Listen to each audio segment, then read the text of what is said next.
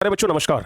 आप कभी ये नोटिस किए हैं कि जब भी टॉपर्स का इंटरव्यू लिया जाता है तो लगभग हर एक टॉपर एक ही बात बोलते हैं कि हम 5 घंटा पढ़ते थे, हम 6 घंटा पढ़ते थे। बहुत कम ही टॉपर्स देखे होंगे आप जो कि अपने इंटरव्यू में बोलते हैं कि हम 10 घंटा पढ़ते थे, हम 15 घंटा पढ़ते थे। बहुत रेयर केस में आप सुने होंगे। अधिकांश टॉपर यही बात बोलते हैं कि हम सर 6 घंटा पढ़ते थे, 5 घंटा पढ़ते थे, 7 घंटा पढ़ते थे। तो आखिर कैसे? आप तो 10 घंटा पढ़ रहे हैं, 12-12 घंटा पढ़ रहे हैं, फिर भी आप टॉपर्स नहीं बन पा रहे हैं, फिर भी आप टॉपर्स की तरह नहीं सोच पा रहे हैं। आपके माइंड में ये चीज नहीं आ रहा है कि हाँ हम टॉपर बनेंगे, सेल्फ कॉन्फिडेंस नहीं आ रहा है। जबकि टॉपर्स जो इंटरव्यू दे रहे हैं वो 5 घंटा, 6 घंटा, 7 घंटा पढ़ करके बता रहे हैं कि हम टॉपर्स बन गए। ऐसा कैसे पॉसिबल हुआ? तो ऐसा पॉसिबल हुआ सिर्फ एक चीज से, और वो है स्मार्ट स्टडी। अक्सर हम क्लास में भी चर्चा करते हैं कि आज का दौर ऐसा है कि आपको हार्ड वर्क से ज्यादा स्मार्ट वर्क करना पड़ेगा। हार्ड वर्क से ज्यादा स्मार्ट वर्क करना पड़ेगा। आपको पता है कि हार्ड से हार्ड काम को, बहुत मुश्किल काम को अगर आप दिमाग से करते हैं, टेक्नोलॉजी का उपयोग करके करते हैं, स्मार्ट तरीके से करते हैं, तो फिर वो चीज आपके लिए बहुत आसान हो जाता है। ऐसे आप एक एग्जांपल से समझिए कि पहले बटन वाला मोबाइल था जिसमें बटन होता था, बस बटन दबा करके कॉल लगा दिया जाता था। लेकिन बाद में जाकर के निकला स्मार्टफोन। स्मार्टफोन उससे कितना स्मार्ट तरीके से काम होने लगा आप लोग देख रहे हैं। पहले लोग व्हाइट बोर्ड पे पढ़ाते थे, आज लोग डिजिटल बोर्ड, जिनको कि स्मार्ट बोर्ड भी कहते हैं। तो भाई अगर कोई भी चीज स्मार्ट तरीके से किया जाए ना तो उसमें फीचर्स बढ़ जाते हैं, बहुत सारे फीचर्स बढ़ जाते हैं। तो वैसे ही अगर आप चीजों को स्मार्ट तरीके से पढ़ेंगे तो आपके साथ भी तो वही होगा, आपका भी तो फीचर्स बढ़ेगा। और जब फीचर्स बढ़ेगा तो क्वालिटी बढ़ेगा, और जब क्वालिटी बढ़ेगा तो एग्जाम में नंबर बढ़ेगा, और जब एग्जाम में नंबर बढ़ेगा तो टॉपर्स आप ही बनेंगे।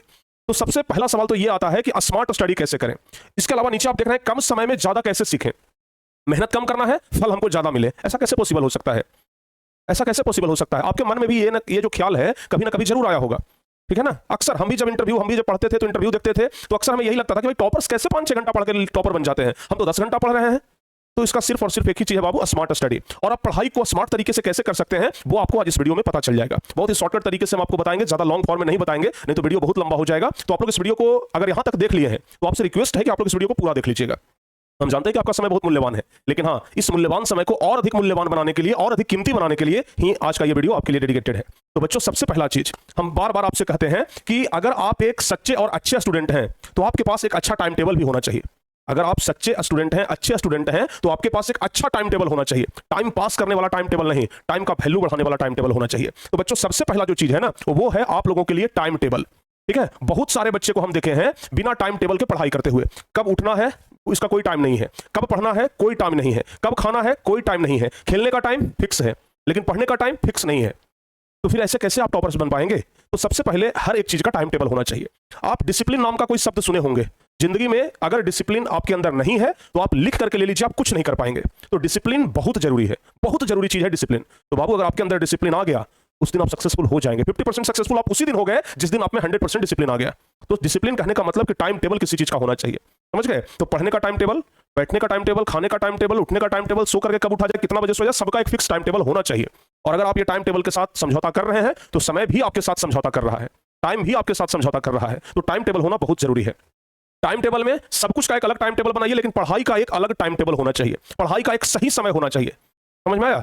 पढ़ाई का एक सही समय होना चाहिए, क्योंकि अगर सही समय पर कोई काम किया जाए तो वो अच्छा होता है। अगर अच्छे चीज को अगर गलत टाइम पे आप करेंगे ना तो वो चीज आपका अच्छा नहीं होगा। तो इसलिए पढ़ाई अगर अच्छा से करना है तो उसके लिए अच्छा समय चुनना होगा। और आप लोग को अक्सर पता होता है कि अच्छा समय कब होता है पढ़ाई के लिए? अच्छा समय कब होता है? जब दुनिया शांत हो जाए, जब आपके आसपास की एक्टिविटियां बंद हो जाए।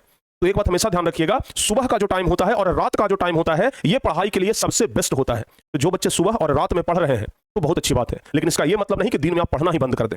दिन में भी पढ़ना आपके लिए बहुत जरूरी है। तो एक बात आप लोग हमेशा ध्यान रखिएगा कि टाइम टेबल होना चाहिए। दूसरा चीज इसके बारे में हम आपको बता रहे हैं बाबू, दूसरा चीज वो होता है गोल। एक गोल फिक्स होना चाहिए कि आज हमें क्या पढ़ना है। बहुत सारे बच्चे क्या करते हैं, इतना सारा किताब लेकर के बैठ गए और हर एक किताब का 10-10 पन्ना उलटते जा रहे हैं। भाई इतना सारा किताब लेकर के बैठोगे ना तो दिमाग पहले ही कंफ्यूज हो जाएगा कि बेटा इसमें से पढ़ना क्या है और छोड़ना क्या है। समझ में आया कि नहीं आया? आप सोचो ना, अगर आपको बहुत जोर से भूख लगा है, आप इतना सारा खाना लेकर के बैठ गए, इतना सारा खाना लेकर के बैठ गए, तो सबसे पहले आपका दिमाग तो ये सोचेगा कि शुरुआत कहां से करें, पहले क्या चीज खाएं। और इतना सारा कहां हम खा जाएंगे, दिमाग आपका कंफ्यूज हो जाएगा, क्या खाएं क्या छोड़ें, दिमाग यही नहीं सोच पाएगा। तो आपके भोजन के जैसा ही आपका पढ़ाई है। अगर इतना सारा लेकर के बैठ जाओगे ना तो दिमाग सोचेगा क्या पढ़ना है क्या छोड़ना है। आप खुद कंफ्यूज हो जाओगे कि क्या पढ़ना है क्या छोड़ना है। तो इसलिए एक गोल सेट करिए, और गोल उतना ही जितना में आपका पेट भर जाए। समझ गए ना? खाना उतना ही खाइए जितना में पेट भर जाए, उसी प्रकार से पढ़िए उतना ही जितना में आपका मन शांत हो जाए और जितना आप समझ सकें, जितना आपका कैपेसिटी है। कैपेसिटी से ज्यादा पढ़िएगा कोई फायदा नहीं होगा, अनपच कर जाएगा। समझ गए ना? तो इसलिए कैपेसिटी के अनुसार ही पढ़िए, गोल जरूर बनाइए। और हाँ, पढ़ाई के बीच में जब भी आप पढ़ने के लिए बैठिए, 3 घंटा 4 घंटा अगर आप लगातार पढ़ रहे हैं तो हर एक 40-45 मिनट पर ना एक 5 मिनट का भी ब्रेक होना चाहिए। ध्यान रखिएगा बाबू, 5 मिनट का भी ब्रेक होना चाहिए पढ़ाई के बीच में।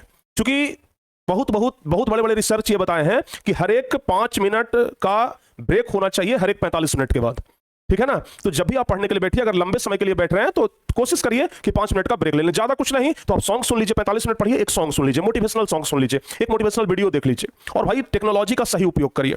जिस दिन अगर आप टेक्नोलॉजी का सही उपयोग कर लिए ना, आप आदमी बन जाइएगा। तो टेक्नोलॉजी का उपयोग करिए, चूंकि अभी टेक्नोलॉजी का जमाना है।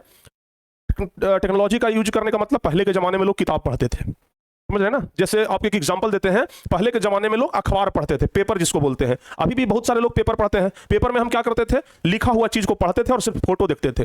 टेक्नोलॉजी आया, समाचार को, न्यूज को हम लोग एकदम लाइव देखना शुरू कर दिए। भाई कोई घटना घटा है, लाइव देखेंगे, ठीक है ना। पेपर एक दिन के बाद प्राप्त होता था, तो टेक्नोलॉजी का सही उपयोग हुआ ना। उसी प्रकार से पढ़ाई में भी अभी टेक्नोलॉजी है। अभी एजुकेशन पूरा का पूरा हमें लगता है कि टेक्नोलॉजी पर निर्भर हो गया है, या फिर टेक्नोलॉजी पर निर्भर होते जा रहा है। तो फिर इसका टेक्नोलॉजी का उपयोग आप क्यों नहीं कर रहे हैं? आप इसका फायदा क्यों नहीं ले रहे हैं, इस बेहतरीन टेक्नोलॉजी का? तो भाई टेक्नोलॉजी का फायदा लेने का मतलब कि आप ऐप पर जाकर के ऑनलाइन टेस्ट दीजिए, ऐप पर जाकर के नोट्स से पढ़िए। सब कुछ का तो सुविधा उपलब्ध है, मॉडल सेट उपलब्ध है, सब कुछ एप्लीकेशन पे उपलब्ध है, ऑनलाइन उपलब्ध है, टारगेट बोर्ड के एप्लीकेशन पे सब कुछ उपलब्ध है। तो उसका सहारा लीजिए ना। तो टेक्नोलॉजी, ध्यान रखिएगा, बहुत बड़ी चीज है, ठीक है। तो हमेशा प्यारे बच्चों एक चीज याद रखिएगा, टेक्नोलॉजी, ठीक है ना। तो इसका उपयोग करिए, आप लोग टेक्नोलॉजी का उपयोग करिए, बहुत बेहतरीन चीज है ये। उसके बाद अगर आप चाहते हैं कि पढ़ा हुआ चीज भूले ना, तो रिवीजन आपके लिए मस्ट इंपॉर्टेंट है। रिवीजन को तो कभी छोड़िए ही मत। पढ़िए थोड़ा कम, लेकिन रिवीजन करिए थोड़ा ज्यादा, समझ में आया। पढ़िए थोड़ा कम, रिवीजन करिए थोड़ा ज्यादा, समझ में आया। अक्सर आप लोग देखते होंगे, खाना खाने के बाद लोग कहते हैं कि जरा टहल लेना चाहिए, खाना पच जाता है बढ़िया से। वैसे ही समझिए कि पढ़ने के बाद थोड़ा रिवीजन भी होना चाहिए, तब जाकर के वो पढ़ा हुआ चीज अच्छे से पचेगा, अच्छे से डाइजेस्ट होगा। नहीं तो वो पढ़ा हुआ चीज पचेगा ही नहीं, अनपच कर जाएगा। तो इसलिए बच्चों ध्यान रखिएगा, पढ़ने के बाद उस चीज को रिवीजन जरूर करिए। आज नहीं कल करिए, कल नहीं परसों करिए, हर एक सप्ताह पर कुछ ना कुछ रिवीजन होते रहना चाहिए, ठीक है। तो आज के इस वीडियो का कंक्लूजन क्या निकला बताइए, कि हमें स्मार्ट स्टडी करना है, समझ में आया। आज के इस वीडियो का कंक्लूजन यही ना है कि हमें स्मार्ट स्टडी करना है। ध्यान रखिएगा, अगर आप स्मार्ट स्टडी कर लिए तो आपका दिमाग जो है ना वो हरा भरा हो जाएगा और आप अच्छे तरीके से सीख पाएंगे, समझ गए। तो आज से ही स्मार्ट स्टडी पे ध्यान दीजिए। ऐसा नहीं कि इतना सारा किताब लेकर के बैठ गए और पन्ना उलट रहे हैं, मम्मी पापा भी देख रहे हैं, बोल रहे हैं बेटा तो हमारा ढेर सारा किताब पढ़ रहा है। दिखावे वाला पढ़ाई नहीं होना चाहिए बच्चों, ये बात ध्यान रखिएगा। और हाँ, अगर आप किसी भी क्लास में हैं तो आपके लिए पढ़ाई की सुविधा टेक्नोलॉजी के माध्यम से टारगेट बोर्ड पर है। टारगेट बोर्ड पर फुल्ली टेक्नोलॉजी के माध्यम से आप लोग को पढ़ाया जा रहा है, जहां पर ऑनलाइन टेस्ट हो गया, चैप्टर वाइज नोट्स हो गया, ये चैप्टर वाइज टेस्ट हो गया, सब कुछ लाइव क्लास हो गया, रिकॉर्ड क्लास हो गया, सब कुछ पूरा टेक्नोलॉजी का भरपूर उपयोग हम कर रहे हैं और बच्चों से करवा भी रहे हैं। तो अगर आप टारगेट बोर्ड के साथ जुड़ करके पढ़ाई करते हैं तो ये आपके लिए और बेहतर होगा। तो हम चाहते हैं कि आप भी टारगेट बोर्ड के साथ जुड़िए और जुड़ करके पढ़ाई करिए। और अगर ये वीडियो आपको अच्छा लगा हो तो इस वीडियो को लाइक भी करिए और अपने साथियों को भी शेयर कर दीजिएगा। अगर थोड़ा बहुत अगर अपने साथी पर दया हो या फिर थोड़ा बहुत अपने साथी की मदद करना चाहते हैं तो अपने साथी के पास भी इस वीडियो को जरूर शेयर करिएगा। मिलते हैं बच्चों अगली क्लास में या फिर किसी और मोटिवेशनल वीडियो में। तब तक के लिए जय हिंद, धन्यवाद।